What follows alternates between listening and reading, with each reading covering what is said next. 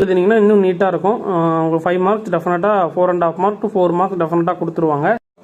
ஓகேப்பா, இது பார்த்துட்டிங்கன்னா இங்கிலீஷில் எந்தெந்த கொஸ்டின்ஸ் எப்படிலாம் அட்டன் பண்ணணும், எவ்வளோ மார்க்ஸ் ஓரளவுக்கு வெயிட்டேஜஸ் தருவாங்க ஆவரேஜாக அப்படின்றது ஒரு 4 மினிட்ஸுக்கு அப்புறம் இதை நான் சொல்லியிருப்பேன்.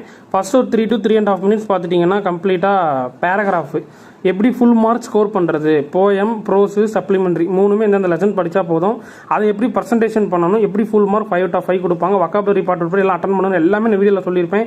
ஒரு 5 to 6 மினிட்ஸாக இருக்கும். வீடியோ ஸ்கிப் பண்ணாமல் ஃபுல்லாக பாருங்கள், டெஃபினட்டாக யூஸ்ஃபுல்லாக இருக்கும்.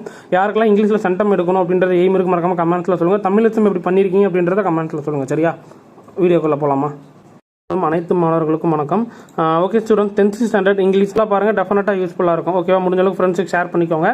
10th ஸ்டாண்டர்ட் இங்கிலீஷ் பொறுத்தவரை நீங்கள் என்ன பண்ணணும்னா, ஃபஸ்ட்டு ப்ரோஸில் 1, 3, 5, 6 இந்த 4 லெசன் கம்ப்ளீட்டாக நீங்கள் படிச்சிருக்கணும். ஓகேங்களா. போயமை பொறுத்தவரை first lesson, 3rd lesson, 5th lesson கம்ப்ளீட்டாக நீங்கள் முடிச்சிருக்கணும். சப்ளிமெண்ட்ரி பொறுத்தவரை ஃபஸ்ட்டு 2 லெசன் படித்தாலே போதுமானது. ஓரளவுக்கு எல்லாம் இந்த காமன் பேராகிராஃப் அப்படின்னு ஒன்று கொடுத்துருப்பாங்க உங்களோட கைட்ஸில், அதை ஓரளவுக்கு ரெஃபர் பண்ணிட்டு எழுதுங்க, அதே போதும். பேராகிராஃப் பொறுத்தவரை மறந்துடாதீங்க, சினாப்சிஸ் போடுங்க. சினாப்சிஸ் போட்டுட்டு அந்த போயமு, அதோட போயட், ஆத்தரு, தீமு, அப்புறம் மாரல், சைட் ஹெட்டிங், அந்த சினாப்சிஸ்ன்னு போட்டு பாக்ஸ் போட்டு அதுக்கப்புறம் சைட் ஹெட்டிங் கொடுத்து எழுதணும். இதெல்லாம் இம்பார்ட்டன்ட் பேராகிராஃப் கொஸ்டின்ஸு. ஸோ அதனால் சைட் பை சைடு காமிக்கிறேன், பார்த்துட்டே வாங்க. ஓகேங்களா.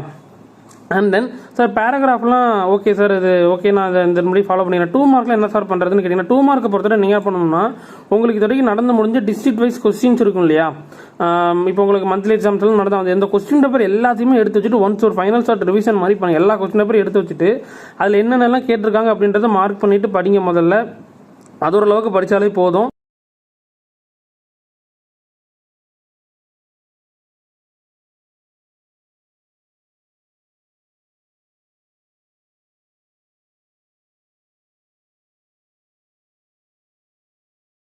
ஸோ அதை நீங்கள் ஃபாலோ பண்ணிக்கோங்க. 2 மார்க்ஸ் அவ்வளோதான். 5 மார்க்ஸ் நான் சொன்ன வேலை நான் ப்ரோஸு, போயம், சப்ளிமெண்ட்ரி சொல்லியிருக்கிறேன்.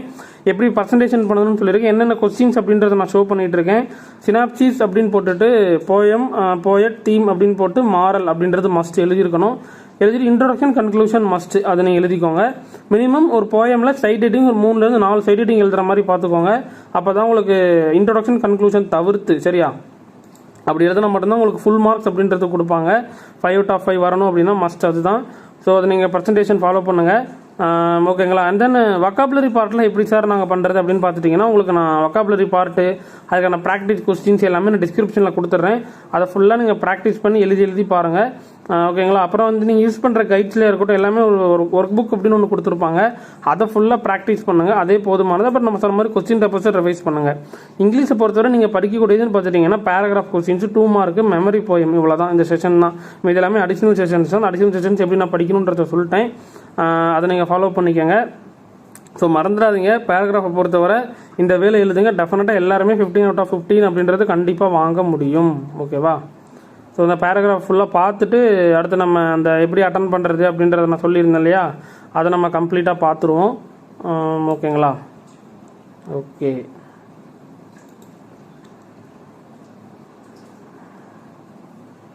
ஓகே, எல்லா செஷன்ஸும் அதே தான். அந்த டைட்டில் கொடுத்துட்டு ஆத்தர் போட்டு தீம் எழுதிட்டு ஃபைனலாக மாரல்.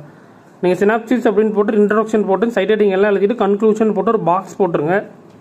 பாக்ஸ் போட்டுட்டு எழுதிட்டு சைட் ஹெட்டிங் போட்டு எழுதினீங்கன்னா இன்னும் நீட்டாக இருக்கும். உங்களுக்கு 5 மார்க்ஸ் டெஃபினட்டாக 4.5 மார்க் டு 4 மார்க்ஸ் டெஃபினட்டாக கொடுத்துருவாங்க. அதன்படி பர்சன்டேஷன் பண்ணுங்கள். அண்ட் தென் பேப்பர் பர்சன்டேஷனும் ஆல்ரெடி நான் போட்டாச்சு. எல்லாமே நான் இந்த வீடியோ டிஸ்கிரிப்ஷனில் கொடுக்குறேன். எல்லாமே நீங்கள் செக் பண்ணிக்கோங்க. டெஃபினட்டாக இங்கிலீஷில் சூப்பர் மார்க்ஸ் வாங்கலாம். சரியா. ஓகே, இப்போ பார்த்துட்டிங்கன்னா அந்த டாபிக் வைஸ் ரிவிஷன் எப்படி பண்ணுறது அப்படின்றத பார்த்துருவோமா. ஃபஸ்ட்டு பொறுத்தவரை பார்த்துட்டிங்கன்னா எல்லாமே ஸ்லோ லேர்னர்ஸ் கேட்டகரி எல்லாமே காமன் தான். டாப்பர்ஸ், ஆவரேஜ் எல்லாமே காமன் தான். எப்படி யூஸ் பண்ணுறது நான் சொல்லிடுறேன்.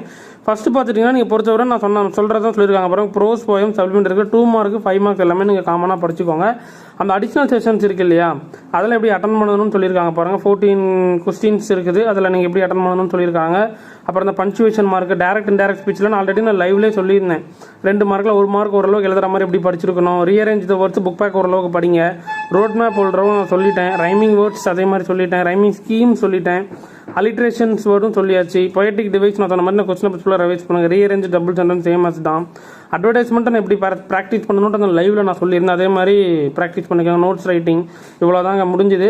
எல்லாம் பாருங்கள். அப்ராக்சிமேட் மார்க்ஸ் ஓரளவுக்கு எப்படி கொடுப்பாங்க அப்படின்றத பாருங்கள். நீங்கள் நீட்டாக பர்சன்ட் பண்ணாலே போதுமானது. டெஃபினட்டாக எல்லாருமே சூப்பராக மார்க் வாங்கலாம். ஓகேவா. ஓகே, எல்லாமே நான் சொல்லிட்டேன். ஸோ 1 to 14 கொஸ்டின்ஸில் இருக்கிற எல்லா கொஸ்டின்ஸ் ஓரளவுக்கு நீங்கள் நம்ம சொன்ன மாதிரி ப்ராக்டிஸ் பண்ணி எழுதி பாருங்கள். டெஃபினட்டாக எல்லாருமே சூப்பராக மார்க் வாங்கலாம். ஸோ மறக்காமல் வீடியோக்கு ஒரு லைக் போட்டுக்கோங்க. ஃப்ரெண்ட்ஸுக்கு ஷேர் பண்ணலன்னா பண்ணிக்கோங்க. ஓகேங்களா? தேங்க்யூ.